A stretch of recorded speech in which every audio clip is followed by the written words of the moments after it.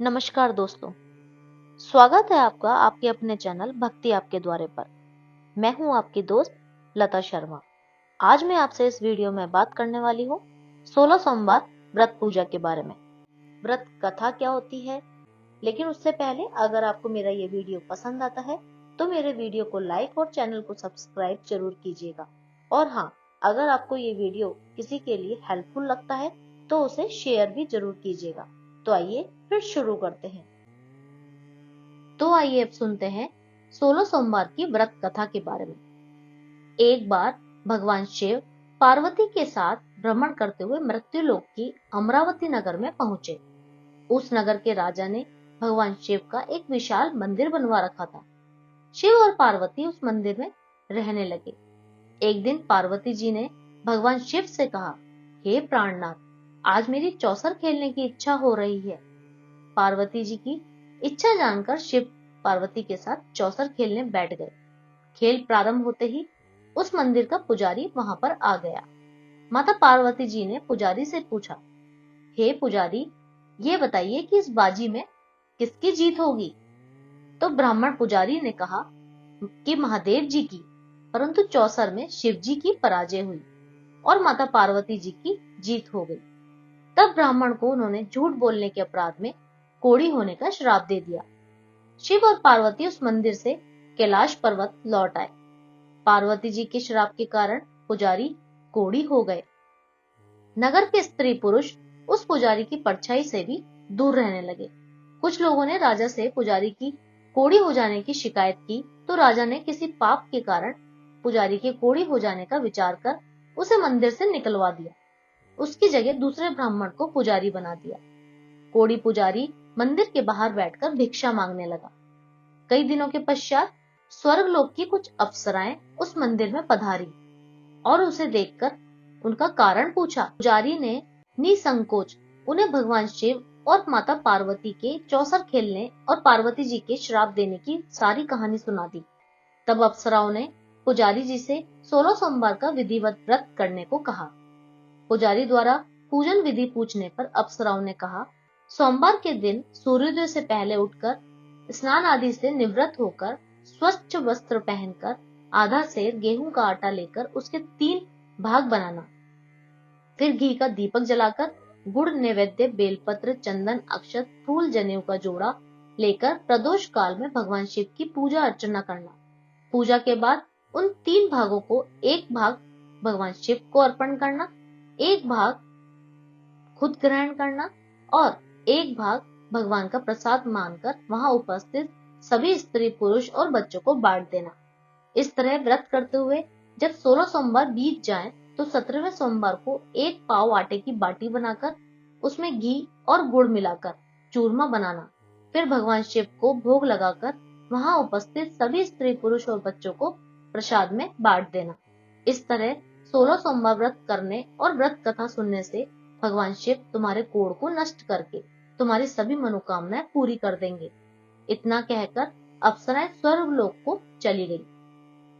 पुजारी ने अप्सराओं के कथा अनुसार 16 सोमवार का विधिवत व्रत किया। फलस्वरूप भगवान शिव की अनुकंपा से उनका कोढ़ नष्ट हो गया। राजा ने उसे फिर मंदिर का पुजारी बना दिया। वह मंदिर में भगवान शिव की पूजा करता आनंद से जीवन व्यतीत करने लगा। कुछ दिनों बाद पुनः पृथ्वी का भ्रमण करते हुए भगवान शिव और पार्वती उस मंदिर में पधारे। स्वस्थ पुजारी को देखकर पार्वती जी ने आश्चर्य से उसके रोग मुक्त होने का कारण पूछा, तो पुजारी ने उन्हें 16 सोमवार व्रत करने की सारी कथा सुना दी। पार्वती जी भी व्रत की बात सुनकर बहुत प्रसन्न हुई और उन्होंने पुजारी से इसकी विधि पूछकर स्वयं 16 सोमवार का व्रत प्रारंभ किया। पार्वती जी उन दिनों अपने पुत्र कार्तिकेय के नाराज होकर दूर चले जाने से बहुत चिंतित रहती थी। वह कार्तिकेय को लौटा लाने के अनेक उपाय कर चुकी थी, लेकिन कार्तिकेय लौटकर उनके पास नहीं आ रहे थे। 16 सोमवार का व्रत करते हुए पार्वती ने भगवान शिव से कार्तिकेय के लौटने की मनोकामना की। व्रत समापन के तीसरे दिन सचमुच कार्तिकेय वापस लौट आए। कार्तिकेय ने अपने हृदय परिवर्तन के संबंध में पार्वती जी से पूछा, हे माता, आपने ऐसा कौन सा उपाय किया था जिससे मेरा क्रोध नष्ट हो गया और मैं वापस लौट आया। तब पार्वती जी ने कार्तिकेय को 16 सोमवार के व्रत की कथा कह सुनाई। कार्तिकेय अपने एक ब्राह्मण मित्र ब्रह्मदत्त के परदेश चले जाने से बहुत दुखी थे। उसको वापस लौटने के लिए कार्तिकेय ने 16 सोमवार का व्रत करते हुए ब्रह्मदत्त के पास लौट आने की कामना प्रकट की। व्रत के समापन के कुछ दिनों के बाद मित्र लौट आया। ब्राह्मण ने कार्तिकेय से पूछा, प्रिय मित्र, तुमने ऐसा कौन सा उपाय किया था जिससे परदेश में मेरे विचार एकदम परिवर्तित हो गए और मैं तुम्हारा स्मरण करते हुए लौट आया। कार्तिकेय ने अपने मित्र को भी 16 सोमवार के व्रत की कथा विधि सुनाई। ब्राह्मण मित्र व्रत के बारे में सुनकर बहुत खुश हुआ। उसने भी व्रत किया। 16 सोमवार व्रत का समापन करने के बाद ब्रह्मदत्त विदेश यात्रा पर निकल गया।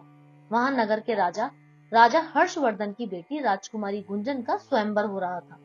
वहां के राजा ने प्रतिज्ञा की थी कि एक हथनी यह माला जिसके गले में डालेगी वह अपनी पुत्री का विवाह उसी से करेगा। ब्राह्मण की उत्सुकतावश महल में चला गया। वहां कई राज्यों के राजकुमार बैठे थे। तभी एक सजी धजी हथनी सूंड में जयमाला लिए वहां आई। हथनी ने ब्राह्मण के गले में जयमाला डाल दी। फलस्वरूप राजकुमारी का विवाह ब्राह्मण से हो गया। एक दिन उसकी पत्नी ने पूछा, हे प्राणनाथ, आपने कौन सा शुभ कार्य किया था जो उस हथनी ने राजकुमारों को छोड़कर आपके गले में जयमाला डाल दी? ब्राह्मण ने 16 सोमवार व्रत की विधि बताई। अपने पति से 16 सोमवार का महत्व जानकर राजकुमारी ने पुत्र की इच्छा से 16 सोमवार का व्रत किया। निश्चित समय पर भगवान शिव की अनुकंपा से राजकुमारी के एक सुंदर, सुशील व स्वस्थ पुत्र पैदा हुआ। पुत्र का नामकरण गोपाल के रूप में हुआ। बड़ा होने पर पुत्र गोपाल ने भी माँ से एक दिन प्रश्न किया कि मैंने तुम्हारे ही घर में जन्म लिया, इसका क्या कारण है? माता गुंजन ने पुत्र को 16 सोमवार व्रत की जानकारी दी। व्रत का महत्व जानकर गोपाल ने भी व्रत करने का संकल्प किया। गोपाल जब 16 वर्ष का हुआ तो उसने राज्य पाने की इच्छा से 16 सोमवार का विधिवत व्रत किया। व्रत समापन के बाद गोपाल घूमने के लिए समीप के नगर में गया। वहां के वृद्ध राजा ने गोपाल को पसंद किया और बहुत धूमधाम से अपनी पुत्री राजकुमारी मंगला का विवाह गोपाल के साथ कर दिया। 16 सोमवार के व्रत करने से गोपाल महल में पहुंचकर आनंद से रहने लगा। 2 वर्ष बाद वृद्ध राजा का निधन हो गया तो गोपाल को उस नगर का राजा बना दिया गया। इस तरह 16 सोमवार का व्रत करने से गोपाल की राज्य पाने की इच्छा भी पूर्ण हो गई। राजा बनने के बाद भी वह विधिवत 16 सोमवार का व्रत करता रहा। व्रत के समापन पर 17वें सोमवार को गोपाल ने अपनी पत्नी मंगला से कहा कि व्रत की सारी सामग्री लेकर वह समीप के शिव मंदिर में पहुंच जाए।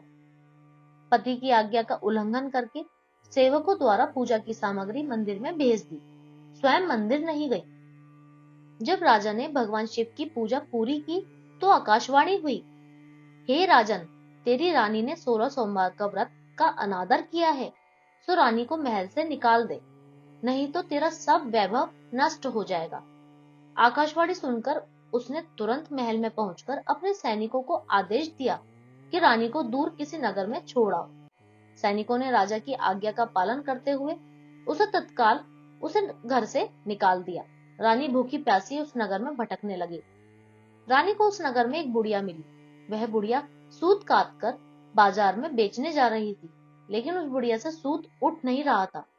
बुढ़िया ने रानी से कहा, बेटी, यदि तुम यह मेरा सूत उठाकर बाजार तक पहुंचा दो और सूत बेचने में मेरी मदद करो तो मैं तुम्हें धन दूंगी। रानी ने बुढ़िया की बात मान ली, लेकिन जैसे ही रानी ने सूत की गठरी को हाथ लगाया तभी जोर की आंधी चली और गठरी खुल जाने से सारा सूत आंधी में उड़ गया। बुढ़िया ने उसे फटकार कर भगा दिया। रानी चलते चलते नगर में एक तेली के घर में पहुंची। उस तेली ने तरस खाकर रानी को घर में रहने के लिए कह दिया, लेकिन तभी भगवान शिव के प्रकोप से तेली के तेल से भरे मटके एक एक करके फूटने लगे। तेली ने भी उसे भगा दिया। भूखी प्यास से व्याकुल रानी वहां से आगे की ओर चल पड़ी। रानी ने एक नदी में जल पीकर अपनी प्यास शांत करनी चाही तो नदी का जल उसके स्पर्श से सूख गया। अपने भाग्य को कोसती हुई रानी आगे चल दी। चलते चलते रानी एक जंगल में पहुंची। उस जंगल में एक तालाब था, उसमें निर्मल जल भरा हुआ था। निर्मल जल देखकर रानी की प्यास तेज हो गई। जल पीने के लिए जैसे ही रानी ने तालाब की सीढ़ियां उतरकर जल को स्पर्श किया, तभी उस जल में असंख्य कीड़े उत्पन्न हो गए। रानी ने दुखी होकर उस गंदे जल को ही पीकर अपनी प्यास शांत की।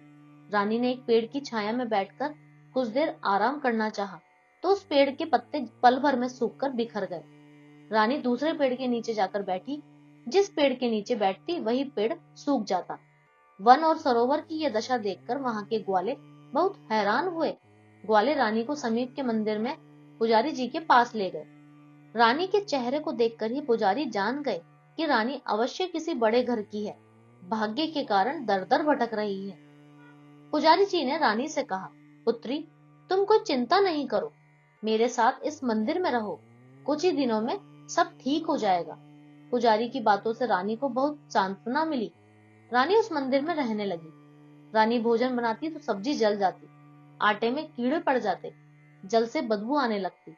पुजारी भी रानी के दुर्भाग्य से बहुत चिंतित होते हुए बोले, हे पुत्री, अवश्य ही तुझसे कोई अनुचित काम हुआ है, जिसके कारण देवता तुझसे नाराज हैं, और उनके नाराजगी के कारण ही तुम्हारी यह दशा हुई है। पुजारी की बात सुनकर रानी ने अपने पति के आदेश पर मंदिर में न जाकर शिव की पूजा नहीं करने की सारी कथा सुनाई। पुजारी ने कहा, अब तुम कोई चिंता नहीं करो, कल सोमवार है और कल से तुम 16 सोमवार के व्रत करना शुरू कर दो। भगवान शिव अवश्य तुम्हारे दोषों को क्षमा कर देंगे।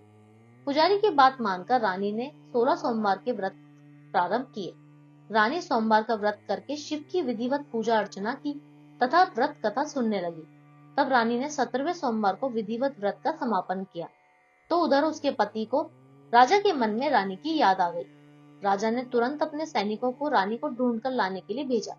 रानी को ढूंढते हुए सैनिक मंदिर में पहुंचे और रानी से लौटकर चलने के लिए कहा। पुजारी ने सैनिकों से मना कर दिया और सैनिक निराश होकर लौट आ गए। रानी को ढूंढते हुए सैनिक मंदिर में पहुंचे और रानी से लौटकर चलने के लिए कहा। पुजारी ने सैनिकों से मना कर दिया और सैनिक निराश होकर लौट गए। उन्होंने लौटकर राजा को सारी बात बता दी। राजा स्वयं उस मंदिर में पुजारी के पास पहुंचे और रानी को महल से निकाल देने के कारण पुजारी जी से क्षमा मांगी। पुजारी ने राजा से कहा, यह सब भगवान शिव के प्रकोप के कारण हुआ है। इतना कहकर रानी को विदा कर दिया। राजा के साथ रानी महल में पहुंची। महल में बहुत खुशियां मनाई गई। पूरे नगर को सजाया गया। राजा ने ब्राह्मण को अन्न, वस्त्र और धन का दान दिया। नगर में निर्धनों को वस्त्र बांटे गए। रानी 16 सोमवार का व्रत करते हुए महल में आनंद पूर्वक रहने लगी। भगवान शिव की अनुकंपा से उसके जीवन में सुख ही सुख भर गया। 16 सोमवार के व्रत करने और कथा सुनने से मनुष्य की सभी मनोकामनाएं पूरी होती हैं और जीवन में किसी तरह की कमी नहीं होती। स्त्री पुरुष आनंद पूर्वक जीवन यापन करते हुए मोक्ष को प्राप्त करते हैं। बोलो शिव भगवान की जय, बोलो पार्वती मैया की जय। तो चलिए, आज के लिए बस इतना ही। अगले वीडियो में मैं आपसे फिर मिलूंगी। जब तक के लिए राधे राधे। ओम नमः शिवाय।